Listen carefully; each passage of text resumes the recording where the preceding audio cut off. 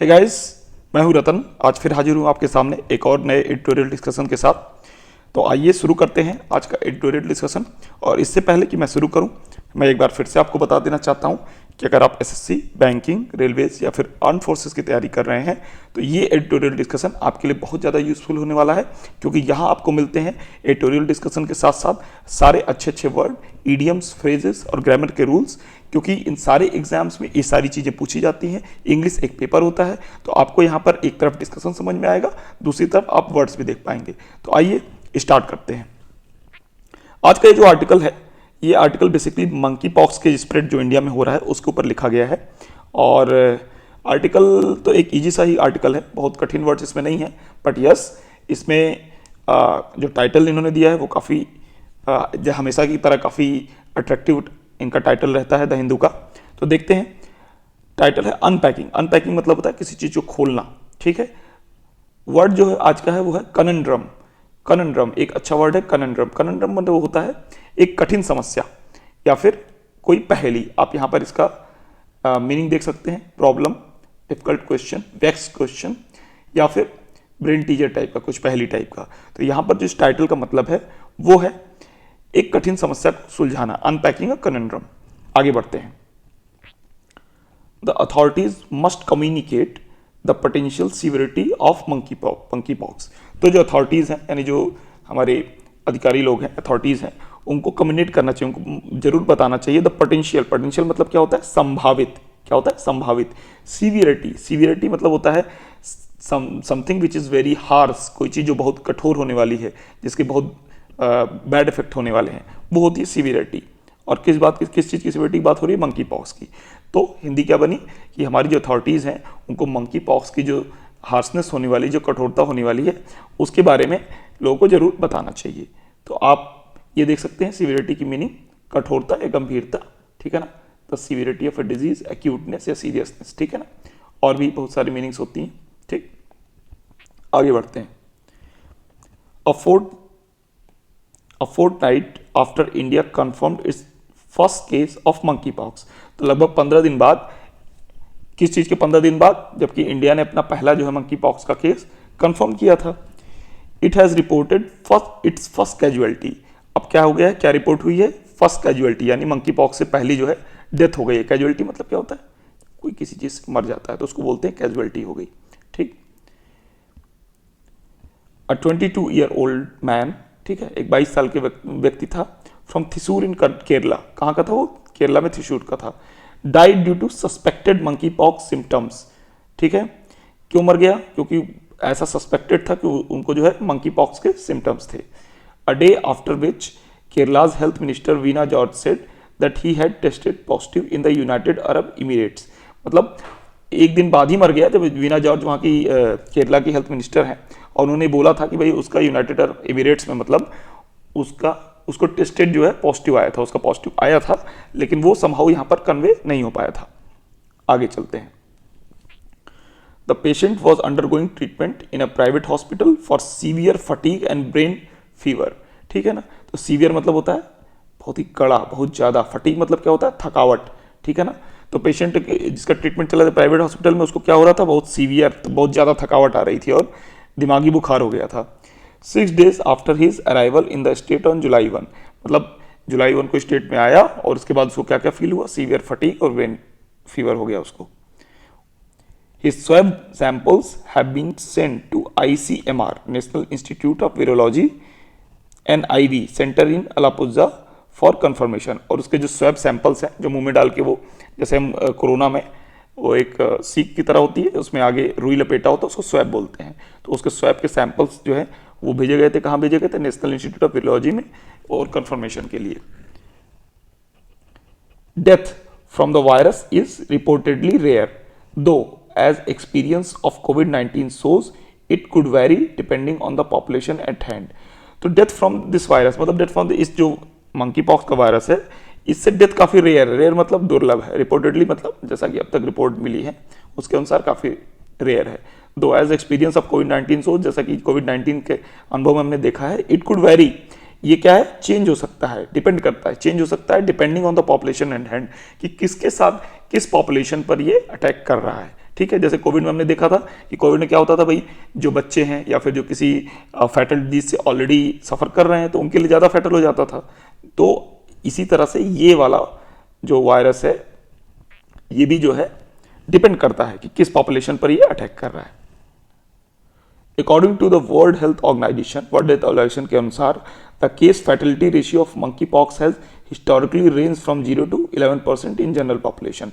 तो WHO क्या कहता है कि फैटलिटी रेट मतलब डेथ रेट, मतलब किसी बीमारी से मरने वाले लोगों की संख्या, कितने लोग, इसको ऐसे समझ सकते हैं कि 100 लोगों को अगर बीमारी हुई तो उसमें से कितने लोग उस बीमारी से मर गए, उसी से बनता है death rate.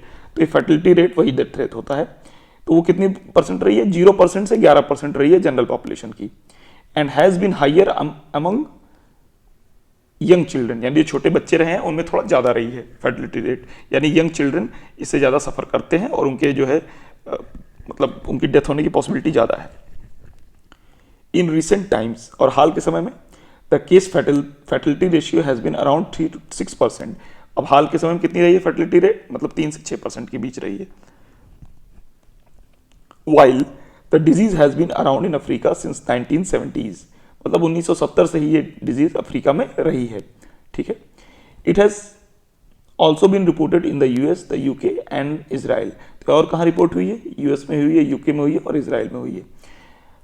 In 2017 Nigeria experience a large outbreak with a case fatality ratio of approximately कितने परसेंट, 3%। तो नाइजीरिया में आउटब्रेक हो गया, मतलब इसका प्रकोप हो गया था 2017 में, और फर्टिलिटी रेशियो कितना हो गया था, 3% हो गया था। Right, cases continue to be reported, अब जो केसेस हैं वो लगातार रिपोर्ट किए जा रहे हैं।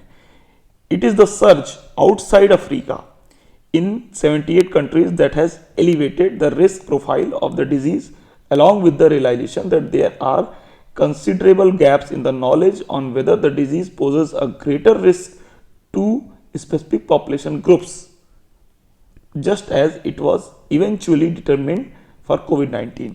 इतने की हिंदी बनी, ये अभी आपको वर्ड्स 2-3 बता देता हूँ कि ये जो अभी तक तो अफ्रीका में लिमिटेड था, लेकिन it is the search outside Africa, और जब इसके ज़्यादा केसेस आने लगे अफ्रीका से बाहर 78 कंट्रीज़ में, फिर इसने रिस्क प्रोफाइल को बढ़ा दिया डिजीज़ के, और ये रियलाइजेशन, ये अनुभव भी बढ़ा दिया कि जो इसके नॉलेज में कि भाई ये जो है कुछ पर्टिकुलर लोगों को ही इफेक्ट करता है, इस नॉलेज में अभी गैप्स हैं।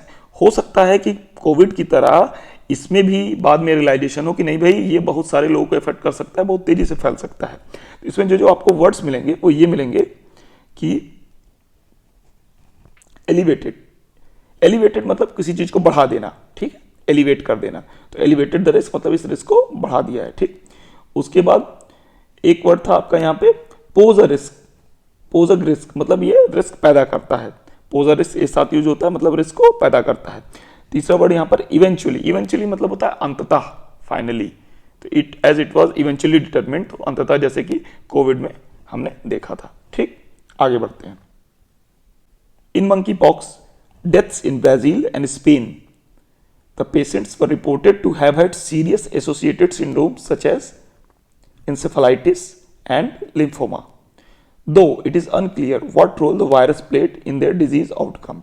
अब आगे क्या कह रहा है आर्टिकल, आगे कह रहा है कि जो मंकी पॉक्स के जो डेथ केसेस हुए हैं ब्राजील और स्पेन में, वहाँ पेशेंट्स को हैव हैड सीरियस इलनेस, उनको पहले से बीमारी थी। उसको कैसे सिंड्रोम्स थे, जैसे कि उनको इंसेफेलाइटिस था, लिम्फोमा था। तो इसलिए ये माना जा सकता है कि भाई वो पहले से बीमार थे और वायरस उनको लग गया। बट दो इट इज अनक्लियर, लेकिन ये अभी साफ नहीं है व्हाट रोल, क्या भूमिका द वायरस प्लेड, वायरस ने क्या भूमिका निभाई इन देयर डिजीज आउटकम, उनको और बीमार बनाने में वायरस ने क्या भूमिका निभाई, अभी क्लियर नहीं है। The monkey pox spreads mainly through sexual transmission and close contact, right. It is not an airborne disease, should not be of comfort to health authorities। तो ये कह रहा है कि भाई अभी तक जो बेसिक नॉलेज है वो ये कहता है कि that monkey pox spreads mainly, फैलता है, स्प्रेड्स मतलब क्या होता है, फैलता है, मेनली थ्रू कैसे फैलता है, सेक्सुअल ट्रांसमिशन से, ठीक, एंड क्लोज कॉन्टैक्ट। अब जब आप किसी के क्लोज कॉन्टैक्ट में आ जाते हैं तो फैलता है। It is not an airborne disease, और ये हवा से नहीं फैलता, ठीक है। Should not be of comfort to health authorities. लेकिन ये बात जो है हेल्थ अथॉरिटीज को आराम से बैठने के लिए जो है प्रेरित नहीं करनी चाहिए। मतलब उनको कहने का मतलब ये है कि भाई ये एयरबॉर्न डिजीज है, सेक्सुअल ट्रांसमिशन से फैलता है, क्लोज कॉन्टैक्ट से फैलता है, इस बात को सोचकर हेल्थ अथॉरिटीज को आराम से नहीं बैठना चाहिए। द डेथ इन थिसूर हाईलाइट्स, और जो थिसूर में डेथ हुई है वो किस बात को हाईलाइट करता है, किस बात को उजागर करता है? The need for a thorough probe, मतलब एक गंभीर जांच की ओर जो इशारा करता है, उसकी जरूरत को बताता है। As well as a public disclosure on the case progression, और साथ साथ इस जरूरत को भी बताता है कि भैया पब्लिक को आप बताइए कि उस केस में क्या हुआ था। फॉर इंस्टेंस, उदाहरण के लिए, इंस्टेंस मतलब क्या होता है? उदाहरण के लिए। केरलाज हेल्थ अथॉरिटीज से, केरला की हेल्थ अथॉरिटीज क्या कहती हैं? The person was admitted not after being confirmed to be monkeypox positive but due to a fever and experiencing fatigue. तो केरला की हेल्थ अथॉरिटी क्या कहती है कि भाई उस आदमी को इसलिए भर्ती नहीं किया गया था कि उसको मंकी पॉक्स कंफर्म्ड हो गया था, बल्कि इसलिए भर्ती किया गया था हॉस्पिटल में कि उसको फीवर और थकावट आ रही थी। ठीक है, फटीग माने मैंने बताया थकावट आ रही थी भी ऊपर। It was only later that the rashes and blisters showed up, और ये बाद में हुआ कि जब वो हॉस्पिटल में भर्ती हो गया तो रैसेज मतलब क्या होता है? चकत्ते, और ब्लिस्टर्स मतलब क्या होता है? शरीर पे छाले धीरे धीरे निकलने लगे। अब एक नया वर्ड मिल गया, क्या मिल गया? इंट्रिगिंगली। क्या मतलब होता है इसका? मतलब जो चीज किसी चीज की क्यूरियोसिटी बढ़ा दे, तो बहुत उत्सुकता हो जाए, आप उत्सुक हो जाए जानने को कोई चीज, तो बोलते हैं इंट्रिगिंगली। तो intriguingly that he had tested positive for monkey pox was disclose to the health authorities a day before he died. तो ये बहुत उत्सुक करने वाला केस है कि वो जो आदमी मरा था वो मंकी पॉक्स से पॉजिटिव था, वो उसकी मृत्यु के एक दिन पहले ही हेल्थ अथॉरिटीज को बताया गया। It is to rule out मतलब होता है इनकार करना, a misdiagnosis of monkey pox by UAE that the NIV has undertaken a retest. तो हुआ क्या कि एक मिस डायग्नोसिस को रूल आउट करने के लिए मंकी पॉक्स के यूएई में पहले उसका टेस्ट हुआ था, लेकिन यूएई ने कहा कि मंकी पॉक्स पॉजिटिव नहीं है। तो इसी ये मिस डायग्नोसिस जो हो गई, यानी डायग्नोसिस मतलब होता है किसी बीमारी का पता लगाना, मिस डायग्नोसिस मतलब गलत पता लगा लिया, तो इसी बात को खारिज करने के लिए ये नेशनल इंस्टीट्यूट ऑफ वायरोलॉजी ने दोबारा से रीटेस्ट किया उस आदमी का। ठीक, India has announced a task force to monitor the disease spread, और इंडिया ने एक टास्क फोर्स बना दिया है डिजीज की जो विस्तार है उसको मॉनिटर करने के लिए। The Indian Council of Medical Research has isolated the strain of the virus. तो वायरस के स्ट्रेन को जो है क्या है? आइसोलेट कर लिया गया। किसने किया है? आईसीएमआर ने किया है।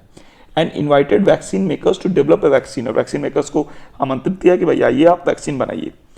It has also invited proposals to develop diagnostic kits, और उसने प्रस्ताव भी आमंत्रित किए हैं कि जो लोग भी डायग्नोस्टिक किट्स बनाना चाहते हैं वो आगे आए। While it is fortunate that the disease so far appears to be self limiting.